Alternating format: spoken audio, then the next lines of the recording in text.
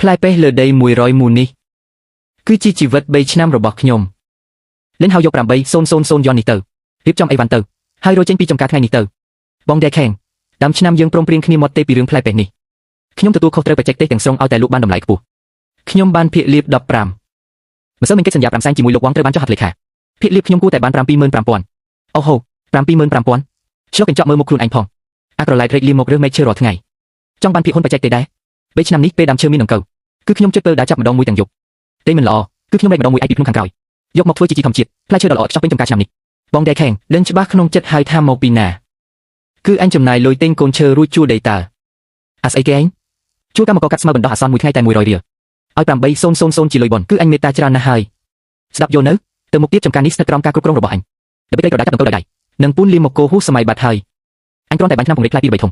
ថែមជីបំពន់2ឡានទិន្នផលនឹងការឡើងទ្វេដងភ្លាមអ្វីដែលស្ដាយមិនមែនជាលុយទេតែជាការសោកស្ដាយដើមឈើដែលខិតខំថែដោយកូនបង្កើតកន្លះខែចុងក្រោយនេះជាពេលសំខាន់បំផុតក្នុងការទប់ទឹកបង្កើតជាតិស្ករបើប្រើជីគីមីបុកធំផ្លែប៉ុន្តែវានឹងប្រែជាល្វីងរលម៉ូលីកេកឈ្មោះចំការទាំងមូលកេកឈ្មោះក៏ជួអញដែរមិនបាច់មកជឿក្បាលជំនួសទេយកលុយហើយចេញឲ្យផុតទៅលុយទុកទិញជីគីមីខ្លួនឯងទៅរ៉ៅដេហៀងចាំពាក្យនិយាយថ្ងៃនេះឲ្យច្បាស់ធ្វើជាត្រឹមត្រូវដល់ណាទៀតចេញពីទ្វារនេះទៅយប់នេះទៅដេកក្រោមស្ពានទៅ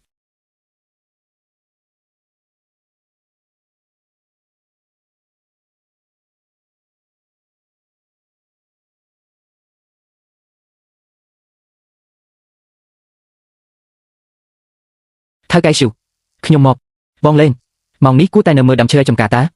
ផ្លែពេះមាសរបស់បងដែលឆេងរៀបនឹងបេះហើយមែនទេឈប់ធ្វើហើយផ្លែពេះមាសនោះជាញើសឈាមរបស់បងតាចិត្តបានលុយហើយតាបងដែលខេងព្រមឲ្យបងចេញឬមិនមែនខ្ញុំចង់ចេញទេគឺគាត់ដេញខ្ញុំចេញធ្វើបាបគេហួសហេតុពេកហើយរ៉ៅដេឆេងពិតជាស៊ីបាយបោកឆ្នាំងមែនអ្នកណាក្នុងទីប្រជុំទើបមិនដឹង3ឆ្នាំមុនដេនោះសូម្បីតែស្មៅក៏ដោះមិនរួចផងគឺបងជាអ្នកខិតខំកែប្រែវាកិច្ចសន្យា5សែនគាត់យក8000មកដេញបងចោលមិនអីទេថៅកែស៊ូស្នាដៃនៅជាប់នឹងខ្លួនមិនអត់ស្លាប់ទេចុះទៅមុខទៀតមានគម្រោងយ៉ាងណាចំការហូបផ្លែនៅទីប្រជុំជនភាគច្រើនត្រូវថៅកែធំមកអស់ហើយទៅធ្វើការឲ្យគេក៏បានតែប្រាក់ខែទៀតដែរថៅកែស៊ូខ្ញុំចង់បានតំណែងមួយកញ្ចប់នៅហាងជីទ្រព្យបាត់ធំជាតិដែលគេមិនយកមកយកទាំងអស់យកជីទ្រព្យបាត់ច្រើនលើធ្វើអីមានដីពីណាមកចំការចាស់នៅលើដីក្នុងខាងក្រោយភ្នំដែរហ្នឹងដីនោះទុកចោល5ឆ្នាំហើយដើមពេះចាស់ចិត្តងាប់អស់ហើយគណៈកម្មាធិការភូមិកំពុងពិបាកចិត្តរឿងជុំមិនចេញខ្ញុំមានប្រាក់30000ក្នុងដៃល្មមមកដីនោះបានហើយបងលេងឈួតហើ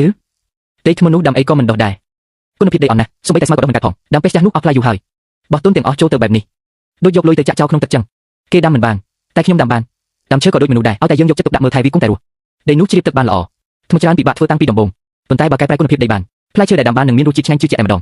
នាងស្គាល់លេនហៅច្បាស់ណាស់មនុស្សម្នាក់នេះឲ្យតែសម្រេចចិត្តរឿងអីហើយទូគោ10ក្បាលក៏ទីមិនមកវិញដែរអូខេបើបងចង់មកដីនោះខ្ញុំគ្រប់គ្រងបងជីនឹងឧបករណ៍ក្នុងហាងខ្ញុំគិតថ្លៃដាំឲ្យទាំងអស់បងយកទៅប្រើមុនចុះលក់ផ្លែឈើបានចាំទូទាត់ឲ្យខ្ញុំអរគុណច្រើនស៊ូមីទឹកចិត្តមួយនេះខ្ញុំលេនហៅនឹងចងចាំទុកថ្ងៃបន្ទាប់ខ្ញុំបានប្រើប្រាក់20000យន់ចុះកិច្ចសន្យាផ្ទាល់ជាមួយគណៈកម្មាធិការភូមិដើម្បីមកដីថ្មនៅភ្នំខាងក្រោយរយៈពេល5ឆ្នាំលោកព័ត៌មាននេះលេចចេញភ្លាមផើពេញមួយប្រជុំជនបងបានលឺនៅអាម្នាក់នោះរត់ទៅដាំថ្មហើយហាប្រហែលចង់ខាងមានប្រយោជន៍អីគ្មានលុយគ្មានធនធានសមត្ថភាពប៉ុណ្ណោះតើអាចធ្វើអីកើតមិនបាច់ខ្វល់ពីវាទេកន្លះខែទៀតផ្លែពេះស្អយើងលក់ដាច់ខ្លាំងពេលនោះវាច្បាស់ជាគ្មានបាយស៊ីទេបងថ្ងៃនេះខ្ញុំបានឲ្យគេដាក់ថ្នាំពង្រីកផ្លែនឹងជីគីមីរួចរាល់អស់ហើយផ្លែឈើធំលឿនណាស់ផ្លាស់ប្ដូររាល់ថ្ងៃកាន់តែធំកាន់តែល្អលោកវងមើលតែរូបរាងខាងក្រៅទេធ្វើបានល្អណាស់លើកនេះយើងចំណេញ5សែនកប់ក្តោងហើយពួកឯងលំបាកហើយដាំឈើចាស់ចាប់ពីថ្ងៃនេះទៅខ្ញុំនឹងនាំពួកឯងរស់ឡើងវិញលេងហៅបងកំពុងធ្វើស្អីហ្នឹងកាត់មែកសាហាវម្លេះដាំឈើនេះនៅរស់ទៀតទេមិនលះបងចាស់មែកនឹងបានថ្មីព្រោះចាស់ជួយចិញ្ចឹមមែកច្រើនពេកមិនរួចទេត្រូវកាត់មែកអត់ប្រយោជន៍ចោលឲ្យអស់ដើម្បីឲ្យជាតិបំពន់ផ្ដោតលើមែកល្អទើបវាអាចលូតលាស់ជាថ្មីបានបន្ទាប់មកគឺដល់ពេលផ្ដល់អាហារឲ្យវាឆ្អែតហើយនាងមើលមិនយល់ថាលេនហៅកំពុងធ្វើអ្វីទេតែនាងជឿជាក់លើបុរសម្នាក់នេះខ្ញុំហូបចុកនឹងគេងនៅជើងភ្នំទាំងអស់អភូតហេតុបានកើតឡើងដោយស្ងាត់នៅក្នុងដៃគូនេះព្រះអើយឡានត្រជាក់ធំដល់ទៅ3គ្រឿងនេះត្រូវដឹកផ្លែពេះច្រើនប៉ុណ្ណាទៅរ៉ៅដេជាងកំពុងប្រញាប់ប្រញ័ររៀបចំច្រកផ្លែពេះដាក់ថងលើថាស៊ីញ៉ៃកុងត្រាដល់ទៅ5សែនយន់ឯណោះរ៉ៅដេជាងលើកនេះមានបានធំហើយក្រោយដេញលេនហៅក្បាលរឹងនោះចេញទៅហើយបដូរមកដាំដុះតាមបែបទំនើបវិញមើលផ្លែពេះទាំងនោះចុះធំដូចគោមតូចអញ្ចឹងអូលោកប្រធានវងហត់នឿយតាមផ្លូវហើយថៅកែយ៉ាវមិនបាច់គួរសំទេចិត្តដល់បុនសែនព្រះខែហើយប្រអប់ការដូរលំដាប់ថ្នាក់គួរចាប់ដើមបាក់លុកមុនហើយចុះគុណភាពផ្លែឈើយ៉ាងម៉េចដែរលោកប្រធានវងធានាថាទុកចិត្តចុះឆ្នាំនេះពួកយើងប្រើបច្ចេកវិទ្យាដាំដុះថ្មីបំផុត ផ្លែឈើនោះគឺអស្ចារ្យណាស់អញ្ជើញមកមើលដោយផ្ទាល់ទៅលោកប្រធានវងមើលទំហំនិងពណ៌វានេះមើលរើមួយណាក៏ទម្ងន់លើសពី8ឡើងដែររៀបចំចូលប្រអប់កាដូមើលទៅសង្ហាណាស់មើលទៅក៏មិនអាក្រក់ដែរយករំកំបិតមកខ្ញុំកាត់ភ្លក់មើលភាពផ្អែមបាត់លោកប្រធានវងភ្លក់មើលទៅធានាថាផ្អែមដល់បេះដូង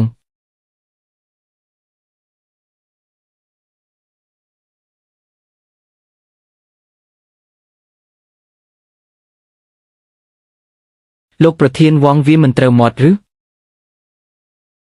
រ៉ាវដេសិនយកស្អីមកបោកប្រាស់ខ្ញុំសម្បូរតែទឹកគ្មានរសជាតិគ្មានក្លិនរសជាតិផ្លែពេកបន្តិចសោះអាក្រក់បំផុតនោះគឺនៅចិត្តក្របបែរជាល្វីងទៀតអានឹងហៅថាផ្លែពេកទឹកឃ្មុំមាសឬឯងយកសម្រាមឧស្សាហកម្មដែលត្រាំទឹកមកឲ្យខ្ញុំកាលពីមុនផ្លែពេកដែលដាំបានគឺមានទឹកពេញមាត់ផ្អែមដូចទឹកឃ្មុំលោកប្រធានវងស្ដាប់ខ្ញុំពន្យល់សិនប្រហែលជាប៉ុន្មានថ្ងៃនេះភ្លៀងធ្លាក់ច្រើនពេកហើយនិយាយតិចណាប៉ុន្មានថ្ងៃនេះនៅទីប្រជុំជនមេឃសាលារាល់ថ្ងៃមានភ្លៀងឯណាគិតថាខ្ញុំល្ងងមិនដឹងអីមែនទេនេះច្បាស់ជាចាក់ថ្នាំពង្រីកផ្លែហួសកម្រិតនៅវគ្គក្រោយហើយប្រើជាលីទឹកបំពន់ឡើងមកខាងក្រៅមើលទៅស្អាតតែខាងក្នុងរលួយអស់ហើយឈៀវហើយតើឯងដាក់ជីគីមីឲ្យពូអស់ប៉ុន្មានខ្ញុំគ្រាន់តែធ្វើតាមការណែនាំលើអ៊ីនធឺណិតដោយថែមទ្វេដងប៉ុណ្ណោះខ្ញុំគិតថាផ្លែធំអាចលក់បានលុយច្រើនបងអាមេបំផ្លាញធ្វើស្អីក៏មិនកើតលោកប្រធានវងផ្លែឈើនៅតែមើលទៅល្អតាតម្លៃពូយើងអាចសម្រួលគ្នាបាន2សែនក៏បានយកសក់ទាំងថ្ងៃ2សែនឲ្យទេក៏ខ្ញុំមិនយកផងក្រុមហ៊ុនលោក Green របស់ពូយើងផ្ដោតលើគុណភាពខ្ពស់បើយកពេលស្វីងបែបនេះទៅលក់គឺបំផ្លាញកេរ្តិ៍ឈ្មោះខ្ញុំហើយនៅក្នុងកិច្ចសន្យាមានសរសេរច្បាស់នេះជាការរំលោភកិច្ចសន្យាឯកតោភាគីមិនត្រឹមតែផ្លែឈើមួយជើងនេះខ្ញុំមិនយកទេថែមទាំងត្រូវសងប្រាក់កក់ 50,000 យ៉ងវិញនិងសងសំណងរំលោភកិច្ចសន្យា20ទៀតឥឡូវខាត់បងទាំងដើមទាំងការអស់ហើយលោកប្រធានវងធ្វើបែបនេះមិនបានទេលោកប្រធានវងបើមិនយកទេចំការខ្ញុំត្រូវវិនិច្ឆ័យហើយប្រាប់ក្រុមរថយន្តឲ្យបើកឡានទេត្រឡប់ទៅវិញសេមែនលោកប្រធានវងបើចង់បានផ្លែឈើល្អមែនខ្ញុំស្គាល់កន្លែងមួយគុណភាពពិតជាមានរសជាតិដាំដែលលោកចង់បានណែណានរណាដាំលេងហៅគឺជាមនុស្សធ្លាប់ធ្វើជានាយកបច្ចេកទេសនៅចំការនេះគាត់នៅខាងក្រោយភ្នំ Denenchen បើទុកចិត្តខ្ញុំនាំទៅឥឡូវនេះតែម្ដងតោះទៅភ្លាមដីជារបស់លោកតែបច្ចេកទេសដាំឈើទាំងនេះលោកដណ្ដើមយកមិនបានទេ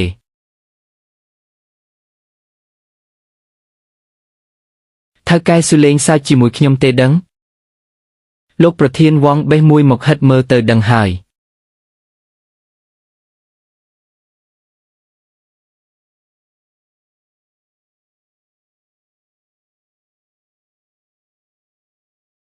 អស្ចារ្យណាស់អស្ចារ្យមែននេះទើបជាផ្លែពេកពិតប្រាកដក្នុងក្រុងទាំងមូលរកកន្លែងទី2មិនបានទេប្អូនលេខតាមពិតប្អូនជាកម្ពុជាស្នាដៃពិតប្រាកដអំបញ្ញមិញខ្ញុំមើលមនុស្សក៏ហើយផ្លែឈើក្នុងចំការនេះខ្ញុំយកទាំងអស់លោកប្រធានវងទាំងនេះគ្រាន់តែជាដើមចាស់ប៉ុណ្ណោះទើបតែកាត់មេឆ្នាំនេះទិន្នផលទាបណាស់សរុបទាំងអានមានប្រហែលមិនដល់ 5,000 ចិនផង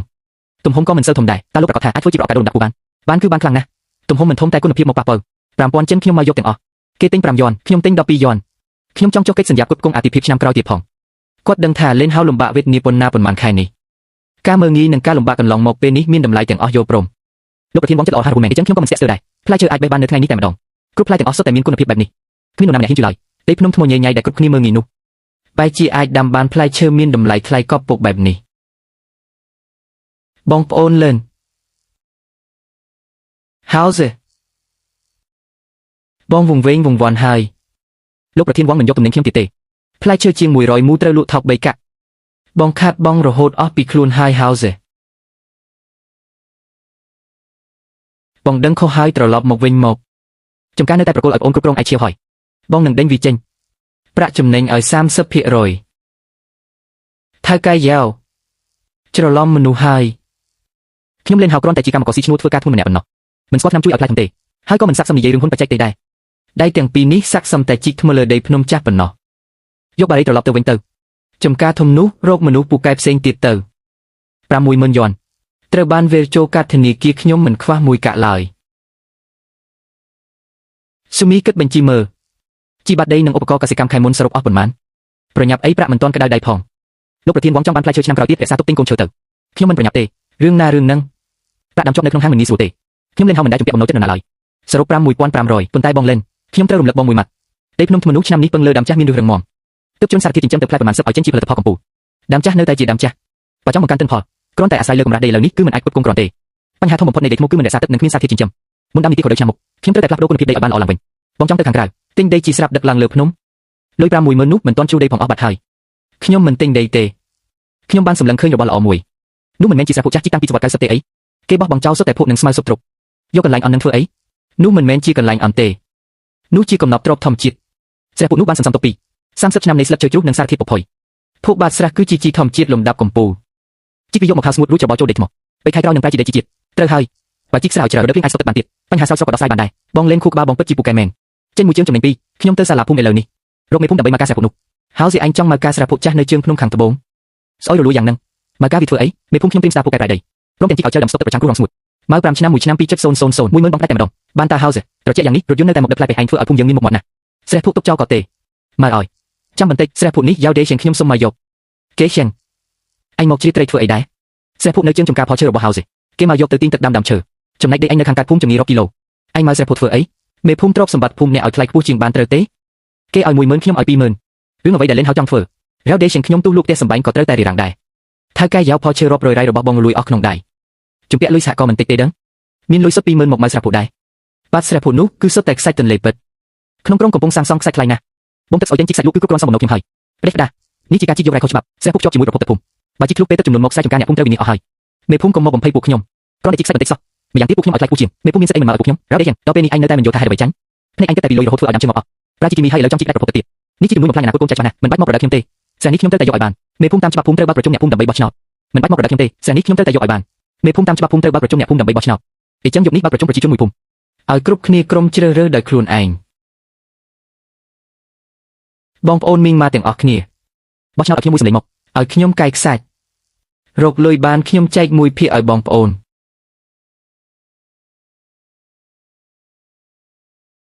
រ៉ាវដេជាងយកស្អែកកំណត់បំណុលជីនឹងផ្លែប៉េះមិនទាន់សឹងអស់ផងបើកាយផ្ដាច់ប្រភពទឹកដីស្ងួតគឺបំផ្លាញឆ្នាំងបាយបងប្អូនទាំងអស់គ្នាហើយជាជាងចរិតអញពួកយើងទុកចិត្តមិនបានទេសំបីលុយប្រធានបច្ចេកទេសក៏ហ៊ានបោកដែរបងប្អូនខ្ញុំមិនសន្យាខ្យល់ទេខ្ញុំនិយាយតែការពីយ៉ាងទី1ខ្សាច់បាតស្រះជាប្រភពទឹកនិងឆ្នាំងបាយភូមិយើងហាមប៉ះពាល់យកតែភពកម្រាស់3ហັດខាងលើប៉ុណ្ណោះទី2ខ្ញុំជួលអ្នកភូមិឲ្យជួយកាយភពមនុស្សរកកម្លាំងមកមួយថ្ងៃ200មនុស្សសេរុញទេសមួយថ្ងៃ150បើកលុយសុទ្ធជារៀងរាល់ថ្ងៃមួយថ្ងៃ200ថែមទាំងបានលុយភ្លាមហើយនិយាយម៉ាត់ណាម៉ាត់ហ្នឹងគេទើបតែរកបាន51000យន់ជំរះធូបអស់កាន់តែជ្រៅរដូវភ្លៀងឆ្នាំក្រោយអាចស្តុកទឹកបានរាប់សែនម៉ែត្រគូបពេលប្រាំងអាចបូមទឹកស្រោចស្រពដីចំការបានមិនទាលុយថ្លៃទឹក1សេនឡើយលេងហៅជុកធ្វើពុតជាមនុស្សល្អទៅលេងហៅជុកធ្វើពុតជាមនុស្សល្អទៅជួស្រែពុកហ្នឹងគឺដើម្បីជីជាតិដីខ្លួនឯងសោះខ្ញុំធ្វើដើម្បីឲ្យដីមានជីជាតិមែនកសិករធ្វើឲ្យដីមានជីជាតិវាជារឿងត្រឹមត្រូវហើយប្រសើរជាងឯងបំផ្លាញដីកាយខ្សាច់ទៅទៀតអ្នកយកព្រមឲ្យលេងហៅជួស្រែលើកដៃអ្នកយកព្រមឲ្យយ៉ាវដេហៀងលើកដៃបងប្អូនច្បាប់ទម្លាប់ខ្ញុំបានប្រាប់ហើយភក់ធ្ងន់ណាស់ពេលធ្វើការប្រយ័ត្នចង្កេះផងរុញភក់មួយរទេសឡើងទៅភ្នំខាងក្រោយចាក់ចូលដីថ្មដែលបានកំណត់បាយថ្ងៃត្រង់ថៅកែស៊ូមីកំពុងរៀបចំហើយនំប៉ាល់សាច់ធំមានញ៉ាំឆ្អែតល្អហើយហៅសេចាំមើលចុះតោះទៅទាំងអស់គ្នារកលុយផងកែប្រែដីផងការងារជំរាបភក់បានប្រព្រឹត្តទៅជិតកន្លះខែពេញស្រះចាស់ចោលស្អុយរលួយរាប់ឆ្នាំនោះត្រូវបងប្អូនអ្នកភូមិប្រើទេសប្រគៀកដៃជួយគ្នាកាយចេញរហូតដល់ទេស្អាត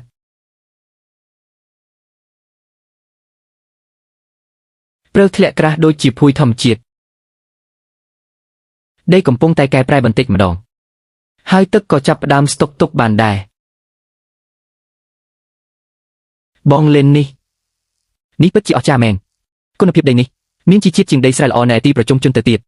វិធីយកភក់មកប្រែដីរបស់បងពិតជាធ្វើឲ្យដីងាប់នេះរស់ឡើងវិញមែនគុណភាពដីមានជីជាតិជាងដីស្រែល្អនៅទីប្រជុំជនទៅទៀតវិធីយកភក់មកប្រែដីរបស់បងពិតជាធ្វើឲ្យដីងាប់នេះរស់ឡើងវិញមែនលុះត្រាតែដីមានជីជាតិទើបដាំឈើចាក់ឬជ្រៅបានខែមុនខ្ញុំបានយកលុយមុនចូលឆ្នាំនោះទៅវិទ្យាស្ថានកសិកម្មខេត្តដើម្បីទិញកូនឈើពូជថ្មីយឺលយឹមគុណភាពដីនេះបូករួមនឹងប្រភពទឹកប្រឡាយនៅបាត់ស្រះកូនឈើថ្មីមួយជួរនេះដាំបាន1ឆ្នាំឆ្នាំក្រោយនឹងអាចទទួលបានផ្លែកាហើយបងលេងចំការរបស់បងកាន់តែមើលទៅសមរម្យហើយគួរតែដាក់ឈ្មោះផ្លូវការមួយហើយតើហៅថាយិនមែនយួនទៅមិនប្រាថ្នាអីច្រើនទេគ្រាន់តែសង្ឃឹមថាញើសដែលអ្នកភូមិយើងស្រោចលើដីនឹងអាចបង្កើតបានជាផ្លែឈើដូចមាសយិនមែនយួនជាឈ្មោះល្អណាស់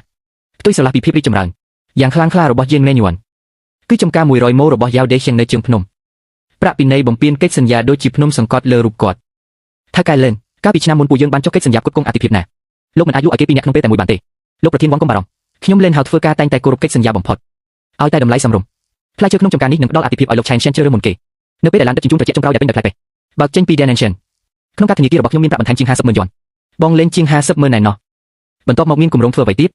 គួរតែទៅទិញផ្ទះធំមួយនៅទីក្រុងដើម្បីសោយសុខហើយមែនទេផ្ទះនៅក្រុងទូធំយ៉ាងណាក៏ដោយបើជើងមិនបានជន់ដីក្នុងចិត្តនៅតែមិនស្ងប់ប្រាក់នេះខ្ញុំមានគម្រោងដកមួយផ្នែកមកធ្វើប្រព័ន្ធស្រោចស្រពដំណក់ទឹកក្នុងចំការរួចសង់ឃ្លាំងត្រជាក់តូចមួយខ្ញុំចង់ជួបភ្នំរងស្ងួតនៅចិត្តនោះនៅចង់ជួបភ្នំរងស្ងួតទៀតធ្វើតែម្នាក់ឯងកើតដែរឬខ្ញុំចង់ដាំឈើហូបផ្លែដែលល្អបំផុតឲ្យពេញទូទាំងភ្នំ ហើយនាំអ្នកភូមិដែលខំប្រឹងធ្វើការនឹងមានជំនាញមកធ្វើការជាមួយគ្នាចំការកាន់តែធំទៅហើយខ្ញុំខ្វះថៅកែស្រីម្នាក់មកមើលការខុសត្រូវបញ្ជីប្រាក់ខ្ញុំខ្វះថៅកែស្រីម្នាក់មកមើលការខុសត្រូវបញ្ជីប្រាក់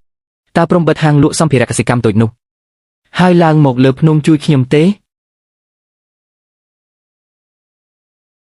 ្យតែមិនខ្លាចខ្ញុំគ្រប់គ្រងទាំងរឹងតំណែងថៅកែស្រីនេះខ្ញុំទទួលហើយហ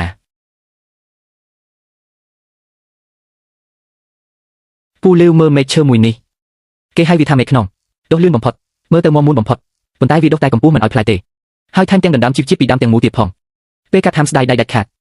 កាត់ឲ្យស្មើត្រង់គល់តែម្ដងហើយសុភ្នែកអញពិតជាស្ទាត់មែនកាលពីមុនឃើញមេឃដុះល្អក៏មិនដាច់ចិត្តកាត់លទ្ធផលគឺពេញតែស្លឹកផ្លែគ្មានប៉ុន្មានគ្រាប់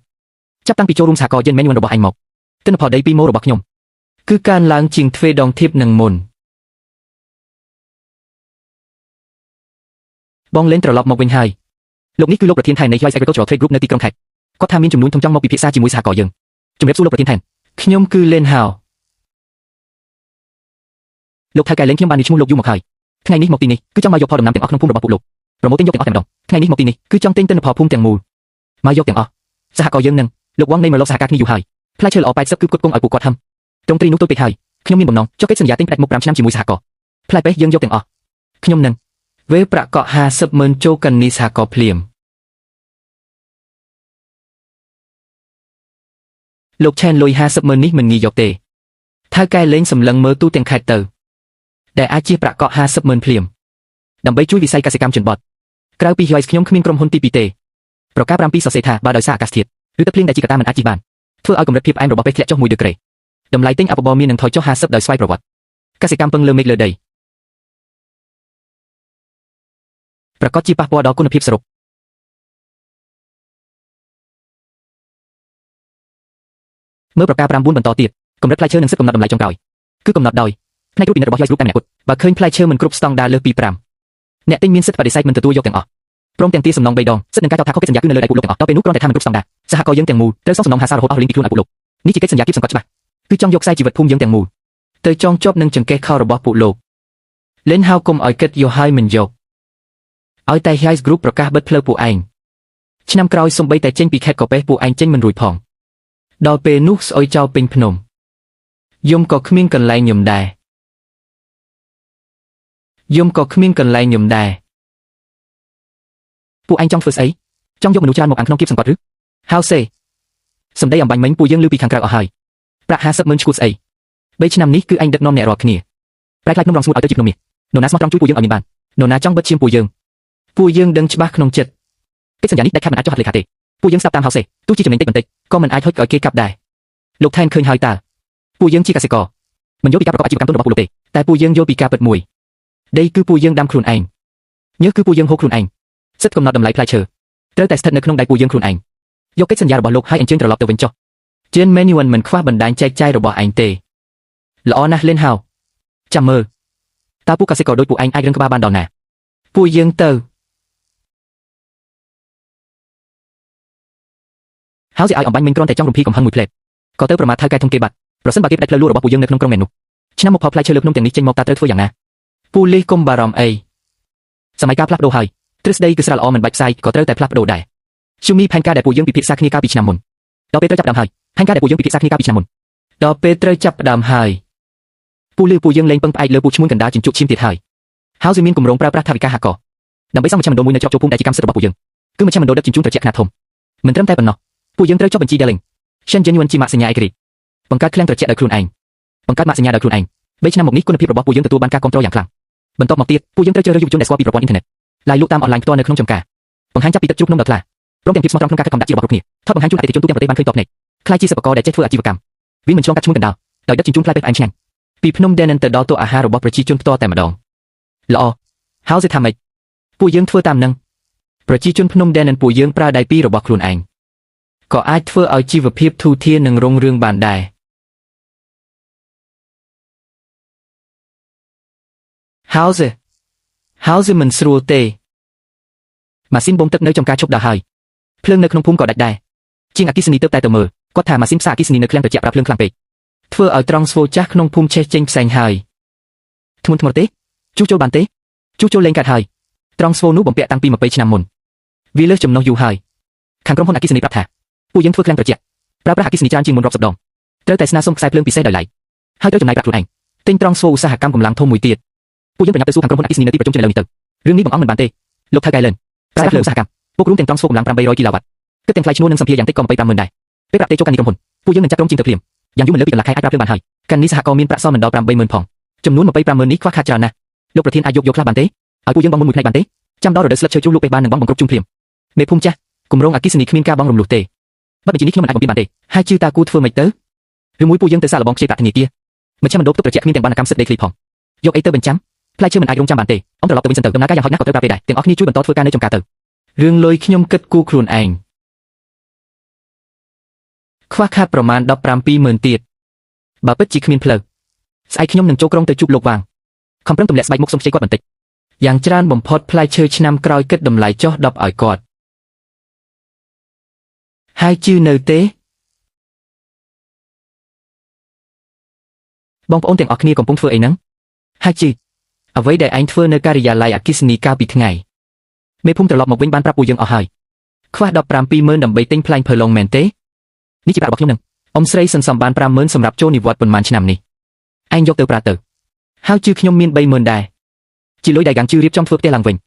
យកទៅឲ្យសហគមន៍5មុនចុះហើយជឿគ្រួសារខ្ញុំក្រលំបាកបន្តិចមានលុយសុទ្ធតែ15,000ប៉ុណ្ណោះកុំប្រកាន់ថាវាតិចអីពុកម៉ែបងប្អូនធ្វើបែបនេះមិនកើតទេនេះសុទ្ធតែជាលុយកម្លាំងញើសឈាមសម្រាប់ទុកប្រើប្រាស់ពេលមានអាសន្នតើខ្ញុំអាចយកយ៉ាងម៉េចកើតកុំនិយាយច្រើនហើយជឿរយៈពេល3ឆ្នាំនេះគឺឯងបានដឹកនាំឲ្យពួកយើងនៅតានីនសានមានជីវភាពធូរងារកាលពីមុនឯងជួបឆៃដីល្បាក់កែច្នៃដីថ្មមិនទាំងជួនចិញ្ចាំបន្តិចផងឥឡូវសហគមន៍ជួបឧបសគ្គ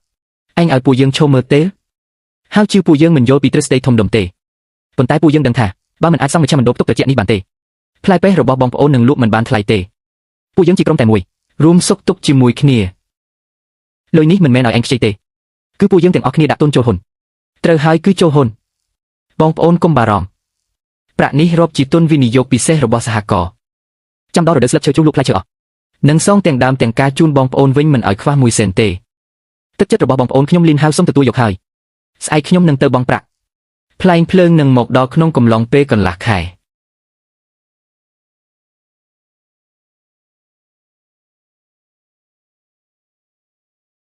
មីងជឿហេតុអ្វីត្រឡប់មកវិញពូលីវខ្ញុំលាលែងពីការងារហើយលើថាបងហាវកំពុងធ្វើគម្រោងធំនៅក្នុងភូមិខ្ញុំក៏ត្រឡប់មកជួយគាត់បងហាវបច្ចុប្បន្នមនុស្សក្នុងក្រុមទីមិនឡាយផ្លែឈើស្រស់មិនមែនមើលតែរូបរាងខាងក្រៅទេគេប្រកាន់សំខាន់លើប្រភពដើមផ្ទាល់និងភាពស្មោះត្រង់ដីនឹងទឹកនៅតានីនសានយើងល្អហើយមនុស្សក៏ស្មោះត្រង់នេះជាចំណុចទាក់ទាញធំបំផុតពួកយើងមិនបាច់ជួបពួកតារាអ៊ីនធឺណិតទេបងឡាយផ្ទាល់តែម្ដងទៅឡាយលក់ក្នុងនាមជាកសិករដាំផ្លែឈើផ្ទាល់តែម្ដងតើខ្ញុំធ្វើការទេខ្ញុំនិយាយមិនសូវខ្វះក្បាយទេហើយក៏មិនចេះស្រែកពាក្យស្លោកអីដែរមិនបាច់ស្រែកពាក្យស្លោកទេគិតថាដូចជាកំពុងជែកលេងជាមួយអ្នកភូមិយើងទៅភាពស្មោះត្រង់គឺជាស្នៀតពិសេសបំផុត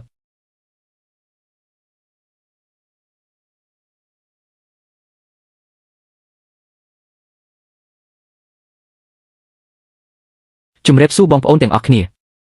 ខ្ញុំគឺលីនហាវនេះជាផ្លែពេះទឹកឃ្មុំដែលភូមិយើងដាំដោយផ្ទាល់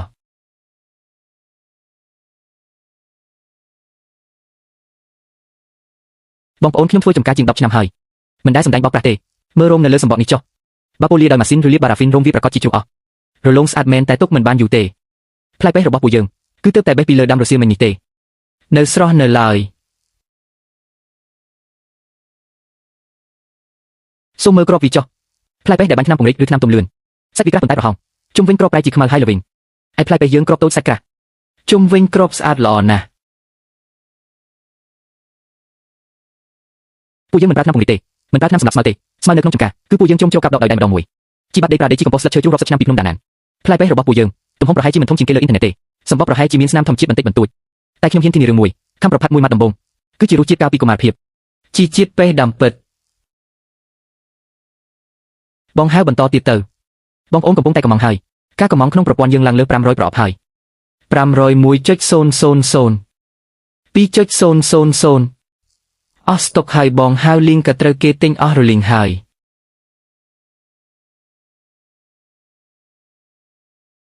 អរគុណបងប្អូនទាំងអស់គ្នា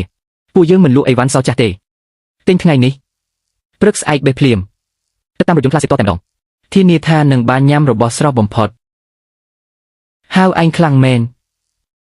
5.000 ប្រអប់ណាវាយបើកាលពីមុនវិញល្មមឲ្យអ្នកភូមិយើងរុញទេ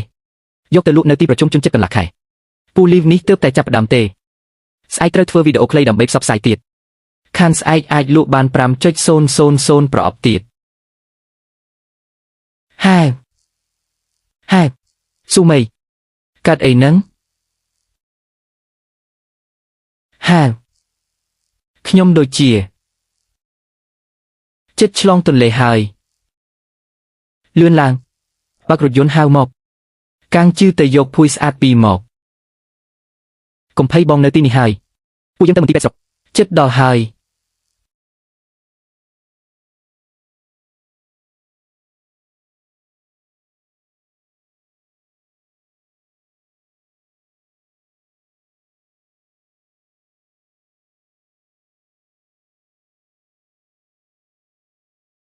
តើមានសាច់ញាតិរបស់លីនហៅនៅទីនេះទេអបអសាទរតែម្ដាយនិងកូនស្រីមានសុខភាពល្អជាកូនស្រីត្រលុកត្រលន់ទម្ងន់6ជីន8ឡាំងពួកយើងមានកូនស្រីហើយ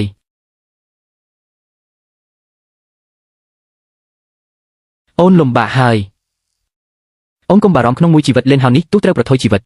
ក៏ត្រូវតែឲ្យពីអ្នកម៉ែកូនរស់នៅក្នុងជីវភាពល្អប្រសើរដែរបងចង់បន្សល់ទុកឲ្យកូនស្រីយើងនៅចំការផ្លែឈើដ៏រ៉េចែងចាំងមិនបាច់ល្បីល្បាញឬមានបានស្តុកស្តម្ភទេគ្រាន់តែសង្ឃឹមថាកូនដូចជាផ្លែឈើនៅ Dimension តែរស់នៅដោយស្មោះត្រង់ស្រូបយកពន្លឺថ្ងៃនិងទឹកភ្លៀងធំធាត់ឡើងដោយស្អាតស្អំផ្លែពេះទាំងនេះរសជាតិមិនអាក្រក់តតែសោះថែមទាំងដោយសារតែវាទុំចូលកម្រិតជាតិស្ករខ្ពស់ជាងផ្លែឈើថ្នាក់ពិសេសទៅទៀតប៉ុន្តែផ្អែកតាមស្តង់ដារតឹងរឹងរបស់ Jen Manuan មិនអាចរៀបចំប្រអប់កាដូដឹកជញ្ជូនបានទេស្អែកឡើងវានឹងទន់រលួយអស់ហើយមានតែចាក់ចោលធ្វើជាជីប៉ុណ្ណោះបងហៅនេះជាកន្ត្រកទី50ហើយសម្រាប់ថ្ងៃនេះផ្លែឈើខូចខាតរាល់ថ្ងៃបូកបញ្ចូលគ្នាមានរាប់ពាន់គីឡូផ្លែឈើល្អមិនអាចបោះចោលដូចសម្រាប់ទេមេងសេបងមានគម្រោងនៅក្នុងភូមិបង្កើតរោងចក្រកែច្នៃទឹកផ្លែឈើនិងផ្លែឈើកំប៉ុងយកផ្លែឈើទុំដែលរូបរាងមិនស្អាតតែរសជាតិឆ្ងាញ់ឆើតឆាយទាំងនេះធ្វើជាទឹកផ្លែឈើបរិសុទ្ធគ្មានសារធាតុបន្ថែមនិងពេះលឿងកំប៉ុងបងហៅមានរឿងធំកើតឡើងហើយមេងសេមានរឿងអីមេឃមិនរលំទេនិយាយយឺតមកមេឃពិតជារលំហើយបងហៅមើលហាងអនឡាញយើងមើលត្រឹមព្រឹកមិញនេះហាងយើងស្រាប់តែមានការរិះគន់អាក្រក់រាប់ពាន់ចូលមកគេឈ្មោះពេញអ៊ីនធឺណិតកំពុងធ្លាក់ចុះយ៉ាងគំហុក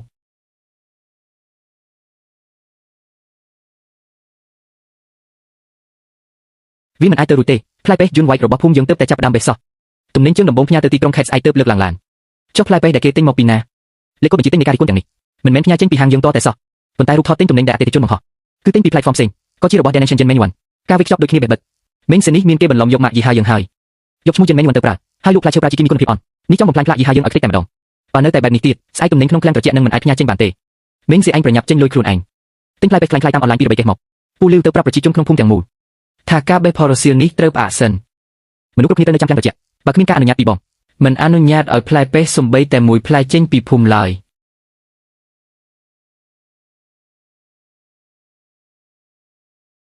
គេឈ្មោះដែលយើងខំប្រឹងដាំដុះយ៉ាងលំបាកគេបំផ្លាញត្រឹមតែប្រអប់ក្រដាសខ្លាំងៗប៉ុន្មានប្រអប់ប៉ុណ្ណោះ House នេះតើជារឿងរបស់នរណា House មានន័យថាកាលពីឆ្នាំមុនម្នាក់ដែលមកភូមិយើងចង់បង្ខំទិញផ្ដាច់មុខហើយចុងក្រោយទៅពួកយើងដេញចេញទៅនោះគឺលោកប្រធានថែននៃក្រុមហ៊ុនកសិកម្ម Hyes ប្រកាសជាអម្នាក់ត្រកូលឆៃនឹងហើយកាលនោះពេលគេចេញទៅគេបានគំរាមទុកហើយ House ខ្ញុំនឹងនាំកម្លាំងកំឡោះក្នុងភូមិទៅទីក្រុងខេត្តដើម្បីទារការបកស្រាយពីពួកវាពូលីវមិនអាចទេពូលីវពួកយើងជាកសិករជាអ្នកធ្វើការដោយស្មោះត្រង់ទៅទីក្រុងខេត្តទារការបកស្រាយពីពួកក្រុមវិនិយោគិនទាំងនោះគ្មានប្រយោជន៍ទេពួកវាមិននិយាយហេតុផលជាមួយយើងទេចុះត្រូវធ្វើម៉េចឬក៏ត្រូវឈោមើលគេទម្លាក់កំហុសមកលើក្បាលយើងទេលោកឆេនចង់ប្រើល្បិចថោកទាបរបស់ពួកមានទ្រព្យមកកំទេចយើងតែគេភ្លេចបាត់ហើយថាស្រុកទេហេឡូភ្នែកប្រជាជនភ្លឺច្បាស់ណាស់បើគេហ៊ានខ្លាញ់បន្លំនៅលើទីផ្សារយើងនឹងលាតត្រដាងធៀបពិតគេនៅចំពោះមុខមនុស្សទូទាំងបណ្ដាញឲ្យទីផ្សារនឹងច្បាប់ចាត់ការឈ្មោះរបស់គេប្រញាប់ប្រកាសតាមហាងនិងបណ្ដាញសង្គមភ្លាមប្រកាសថាយប់នេះម៉ោង8សហករណ៍ Dimension Jen Manuan នឹងឡាយតជាបន្តដើម្បីបកស្រាយការយល់ច្រឡំមួយទៀតទៅអញ្ជើញមន្ត្រីត្រួតពិនិត្យទីផ្សារនៅទីប្រជុំជនមកត្រូវតែអញ្ជើញគាត់មកធ្វើជាសាក្សីផ្ទាល់បាទខ្ញុំទៅលើហើយជំរាបសួរគ្រប់គ្នាក្នុង live ខ្ញុំគឺលេនហៅជាកសិករចំការនៅ Dimension Jen Manuan ខ្ញុំដឹងថាគ្រប់គ្នាខឹងខ្លាំងខំចំណាយលុយទិញផ្លែឈើល្អតែបែរជាបានផ្លែពេះអង្គគុណភាពបើជាខ្ញុំវិញខ្ញុំក៏ខឹងជាងរាល់គ្នាទៅទៀតបងប្អូនទាំងអស់គ្នា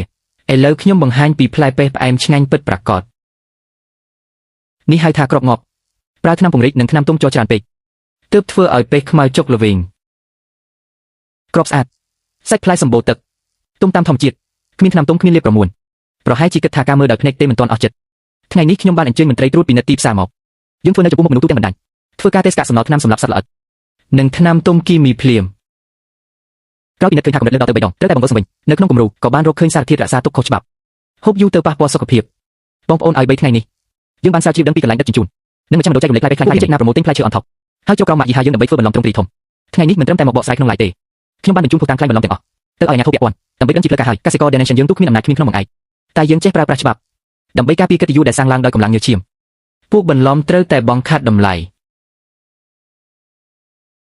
វិបត្តិនេះមិនត្រឹមតែមិនអាចបំផ្លាញយើងនីវ៉ាន់បានទេតែផ្ទុយទៅវិញធ្វើឲ្យ Mark Donation យើងនីវ៉ាន់នៅចំពោះមុខប្រជាជនទូទាំងប្រទេសខ្លាចជាម៉ាកសញ្ញាមាសដែលមិនអាចវាយបំបាក់បានអាម្នាក់រុញស៊ីម៉ង់នោះធ្វើការឲ្យលឿនឡើងឈ្នួលមួយថ្ងៃ120ស្មានតែមកដើរលេងមែនទេបាត់ទេលើហើយ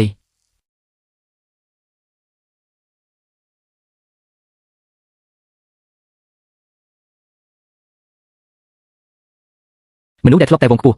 មើងងាយកម្មករលូកកម្លាំងចុងក្រោយក៏ត្រូវជីវិតបង្ខំឲ្យមកស៊ីឈ្នួលលូកកម្លាំងបាយវិញដដែលគោលដៅវែងឆ្ងាយរបស់គេនេះជាច្បាប់ទម្លាប់ត្រឹមត្រូវបើមិនចេះគោរពកម្លាំងពលកម្មគេក៏មិនគោរពយើងដែរគំនុំត្រូវបានបញ្ចប់ត្រូវដើរទៅមុខទៀតក្នុងចិត្តរបស់លិនហៅមិនទុកបញ្ជីចាស់ដ៏ស្អុយរលួយទាំងនោះទេក្នុងចិត្តគេមានតែដើមពេះពីពេញភ្នំប៉ុណ្ណោះបងហៅមើលនេះឆាប់ឡើងភូមិ Kingshe នៅចិត្តខាងមានរឿងហើយហៅសេមេកាយលេងទីបំផុតមកដល់ហើយមើលចុះដើមឈើនេះដុះតែស្លឹកមិនព្រមផ្ដល់ផ្លែសោះដើមឈើនៅតែមាននៅលើដីដឹងតែនៅមានផ្លូវជួយបាននាំខ្ញុំទៅមើលចំការបន្តិចពូសិនកាលនោះពូទិញតែមិនមែនអាចគេអាហាងថាជាកូនឈើបំផ្លាញសែនឱកាសធន់នឹងជំងឺទិនផកពូទេត្រូវហើយលោកសាស្ត្រាចារ្យប្រាប់ថានេះជាពូថ្មីចុងក្រោយបង្អស់ដែលបណ្ដុះក្នុងមន្ទីរពិសោធន៍កូនឈើមួយដើមលក់ឲ្យពូយើង60យ៉នឯណោះពូសិនពូចាញ់បោកគេហើយនេះមិនមែនជាកូនឈើឱកាសអីទេនេះគេហៅថាកូនដាំពេះព្រៃដុះតាមថ្មគេយកគ្រាប់ពេះព្រៃថោកបំផុតមកដាំតតែម្ដងឬឈើមិនបានភ្ជាប់ពូតតែសោះដាំឈើបែបនេះ10ឆ្នាំទៀតក៏ដុះផ្លែមិនបានប៉ុន្មានដែរទោះជាផ្លែក៏ជាផ្លែពេះព្រៃជូរចាត់និងចាប់ខ្លាំងដែរសំបីតែឆ្កែក៏មិនស៊ីផងមិនអាចទៅរួចសាស្ត្រាចារ្យយាយកបានប៉ាតង់ជាច្រើនមកបង្ហាញពូយើងមើលតាអ្នករាល់គ្នាស្ដាប់ខ្ញុំបើទៅវាគេទាំងកំហឹងបែបនេះគឺត្រូវជាប់គុកហើយដល់ពេលចូលគុកបាត់ចាស់និងក្មេងនៅផ្ទះបាននរណាមើលថែចាប់ចោលត្រូវចាប់ទាំងពុស្តាងវាត្រូវវាចំចំណុចស្លាប់ទម្លាក់កណ្ដាប់ដៃចុះខ្ញុំនឹងនាំទៅជួបអាសាស្ត្រាចារ្យខ្លាំងៗនេះពូយើងប្រើវិធីតាមហេតុផលបំផុតដើម្បីទាញយកលុយញើសឈាមរបស់អ្នករាល់គ្នាមកវិញបងប្អូនភូមិផងរបស់ជាមួយឲ្យដើមឈើមិនផ្លែមិនមែនមកពីដើមឈើទេគឺមកពីវាម៉ាញេទិកនៃភូមិ Kingshe របស់ពូយើងមិនត្រូវប៉ុន្តែសូមអ្នករាល់គ្នាកុំបារម្ភក្រុមហ៊ុនរបស់ពូយើងបានស្រាវជ្រាវបង្កើតទឹកទាប Quantum ជំរុញការថ្មីចុងក្រោយគ្រាន់តែចាក់មួយដប់ចូលធានាថាខែក្រោយនឹងបានឃើញប្រពន្ធការីពេញដើមតែម្ដងថ្ងៃនេះចុះមកភូមិជូនកាដូពិសេសតម្លៃដើម1200ថ្ងៃនេះលក់ត្រឹមតែ388ប៉ុណ្ណោះជប់សិនមេភូមិសាន់ពួកលោកធ្វើស្អីហ្នឹងខ្ញុំកំពុងតែផ្សព្វផ្សាយវិជាសាស្ត្រកសិកម្មឈានមកគេជូនអ្នករាល់គ្នាលោកតាលោកយាយទាំងឡាយទុកលុយវិញទៅរបស់នៅក្នុងដបនេះមិនត្រឹមតែមិនអាចធ្វើឲ្យដើមឈើចេញផ្កាទេថែមទាំងអាចបំផ្លាញឯងជាអ្នកណាហ៊ានមកនិយាយផ្ដេសផ្ដាសនៅទីនេះអាអ្នកស្រាវជ្រាវប្រឡាក់ពួកដូចឯងយល់ស្អីពីគឺ Mechanic Quantum ខ្ញុំមិនយល់ពី Mechanic Quantum ទេប៉ុន្តែខ្ញុំយល់ពីការធ្វើស្រែចម្ការ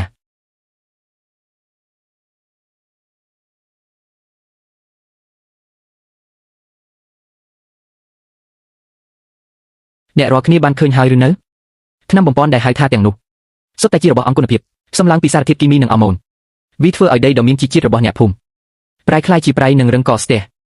ឥឡូវដីនេះសំបីតែទឹកក៏ជ្រាបមិនចូលលុះដើមឈើខាងក្រោមដកដង្ហើមស្ទើរមិនរួចតើឲ្យវាផ្លែយ៉ាងម៉េចកើតខាត់វាគុំឲ្យអាបោកប្រាស់នេះរត់បាត់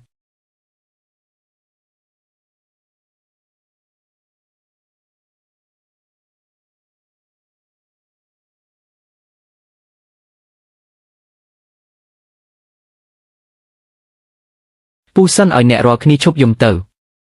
ដើមឈើទោះជាដើមព្រៃប៉ុន្តែដាំបាន3ឆ្នាំហើយឬរបស់វាចាក់យ៉ាងជ្រៅបើកោះដើមថ្មីគួរឲ្យស្ដាយនឹងអស់លុយណាស់ហើយសេដើមនោះជាពេះព្រៃតា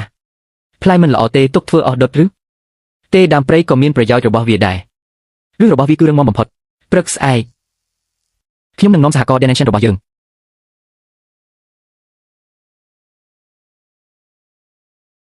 នឹងបង្រៀនបច្ចេកទេសមេឃ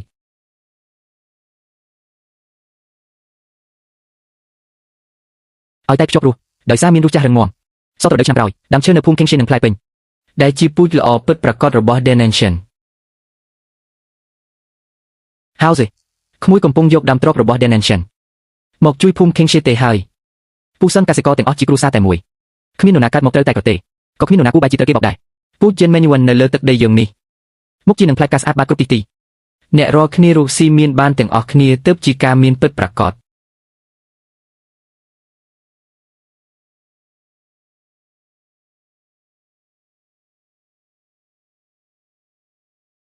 អ៊ំប្រុស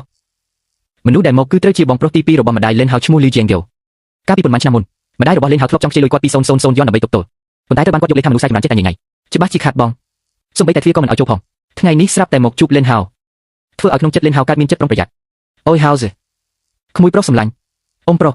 ហេតុអ្វីបានជាអ៊ំមានពេលទំនេរត្រឡប់មកភូមិខ្លួនខ្ញុំប្រឡាក់ក្រែងប្រឡាក់ខោអាប់ល្អរបស់អ៊ំមើលសម្ដេចក្មួយចុះតើអ៊ំអាចរំខានឬខ្ពើមស្អប់ក្មួយកើតហៅសេអ៊ំថាក្មួយចង់សង់រោងចក្រផលិតទឹកផ្លែឈើហើយកំពុងដើរស្វែងរកឧបករណ៍ក្មួយឯងនេះមានសាច់ញាតិខ្លួនឯងមិនរកទៅដើររត់រកខាងក្រៅធ្វើអ្វីអ៊ំប្រុសអ៊ំជាអ្នកលក់ដូរឧបករណ៍មួយទឹកតើឯពួកយើងត្រូវការរបស់ក្មេងស្រឡាំងជាខ្សែសង្វាក់ផលិតកម្មស្វ័យប្រវត្តិកម្រិតចំណីអាហារគ្មានមេរោគស្តង់ដារខ្ពស់ណាស់ខ្លាចថាមិនត្រូវតាមតម្រូវការទេហៅសេព័ត៌មានក្មួយចាស់ហួសសម័យហើយ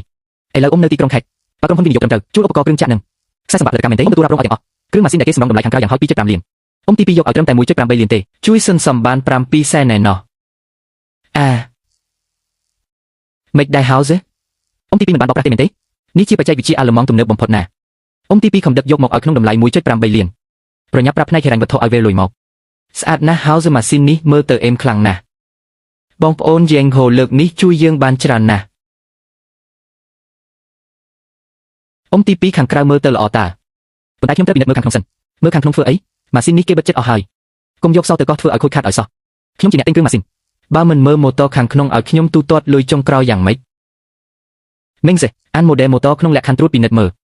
ម៉ូទ័រស្ពាន់សុខកម្លាំងបង្វិលធំ4វកម្រិតការពារ F65 ថ្ងៃផលិតត្រូវតែជាបំណែកថ្មីស្រឡាងក្នុងឆ្នាំនេះអ៊ំទី2នេះឬហៅថាថ្មីស្រឡាងនោះសម្បកខាងក្រៅគ្រាន់តែជាដៃអ៊ីណុកដុសខាត់ថ្មីតែបញ្ជីគ្រាន់តែជាអីវ៉ាន់ថែមពីក្រោយអស់ប្រមាណ100ប៉ុន្តែម៉ូទ័រចម្បងខាងក្នុងគឺជាអីវ៉ាន់ចាស់ចោលដែលប្រើចិត្ត10ឆ្នាំហើយខ្លាញ់គោប្រដាប់ដុំកង់ឡើងក៏ខ្មៅអស់ហើយនេះជាម៉ាស៊ីនចាស់ពីការរំចាក់ទឹកផ្លែឈើខ្សែក្នុងទីខាងត្បូងតែគេបោះបង់ចោលយកមកកែច្នៃបាញ់ថ្នាំថ្មីពាក់សម្បកថ្មីពីក្រៅដើម្បីមកបោកប្រាស់អ្នកស្រុក Denantion ដែកផ្សារធម្មតាគ្រាន់តែបាញ់ថ្នាំពណ៌ប្រាក់ធ្វើពុតជាដែកអ៊ីណុក304របស់បែបនេះឲ្យតែត្រូវចំហាយទឹកសម្ពាធខ្ពស់ត្រង់មុខផ្សារអាចផ្ទុះគ្រប់ពេលដល់ពេលហ្នឹងបងប្អូនដែលធ្វើការក្នុងរោងចក្របើមាននរណាម្នាក់គ្រោះថ្នាក់តើឲ្យលឺ Django ទទួលខុសត្រូវឬឲ្យ Len Hao ទទួលខុសត្រូវហៅសេអាជីវកម្មរបស់អ៊ំពិតជាជួបការលំបាកខ្លះមែនទោះជាម៉ាស៊ីននេះកែច្នៃឡើងវិញមែន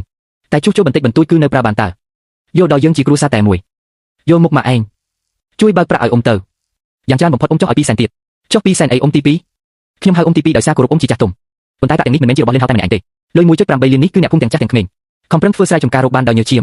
ទំនាក់ទំនងសាច់ញាតិមិនមែនជាអ្វីដែលត្រូវយកមកធ្វើឆ្នោតដើម្បីលុបបំពេញតែចាស់ទាំងនេះទេមុនពេលមេឃនៅថ្ងៃនេះគ្រួសារយើងទាំងពីរក្រៅពីហូបបាយជុំគ្នានេះឱកាសបុណ្យទានរឿងជំនួយគឺលេងពាក់ព័ន្ធគ្នារហូតលេងហៅអាមនុស្សរមើលគុណមានបានហើយលេងស្គាល់សាច់ញាតិហើយមែនទេពិតមកទៅហៅស៊ីយកដល់សាច់ញាតិទៅមិនវាយតែពួកយើងមិនយកឲ្យទេប្រញាប់ប្រញាល់ចុះបាននៅតែមិនព្រមទៅនឹងបោះទាំងមនុស្សទាំងឡានចេញពី Denantion ឥឡូវហើយមិញសេពូលីវស្អែកនេះពួកយើងទៅរោងចក្រធំនៅភាគខាងត្បូងដោយផ្ទាល់មិនបាច់តាមអ្នកអណ្ដាតទេចូលពិនិត្យមើលដល់រោងចក្រតតែម្ដងថ្លៃបន្តិចក៏ថ្លៃចុះត្រូវតែទិញរបស់ដែលមានសុវត្ថិភាពបំផុតខ្សែសង្វាក់ផលិតកម្មពិតប្រាកដដែលជាប់ធន់បំផុត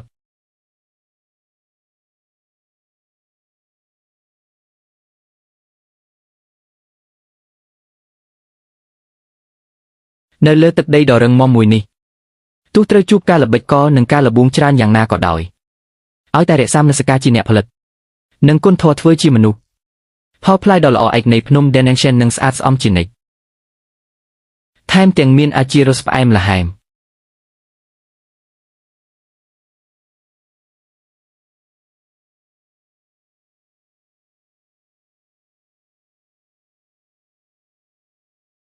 ហើយគេនិយាយថាការលក់ទុកជាមុនរបស់ពួកគេកាលពីម្សិលមិញត្រឹមតែមួយយប់លក់បាន 20,000 អូដ័រភ្នំ Denantion របស់ពួកយើងទៅថ្ងៃមុខពិតជាអាចខ្លាយជាភ្នំមាសហើយខ្លាយជាភ្នំមាសឬនោះជាផលផ្លែដែលគ្រប់គ្នាខិតខំដាំដោយដៃផ្ទាល់ទៅថ្ងៃមុខត្រូវចាំឲ្យច្បាស់មនុស្សយើងរស់នៅមួយជីវិតទោះត្រូវជួបភ្លៀងធំយ៉ាងណាក៏ដោយឲ្យតែជើងពួកយើងជន់លើដីដ៏ស្អាតស្អំនេះហើយក្នុងចិត្តប្រកាន់ខ្ជាប់នៅសេចធម៌នោះផលផ្លែដែលទទួលបាននឹងផ្អែមល្ហែមជានិច្ច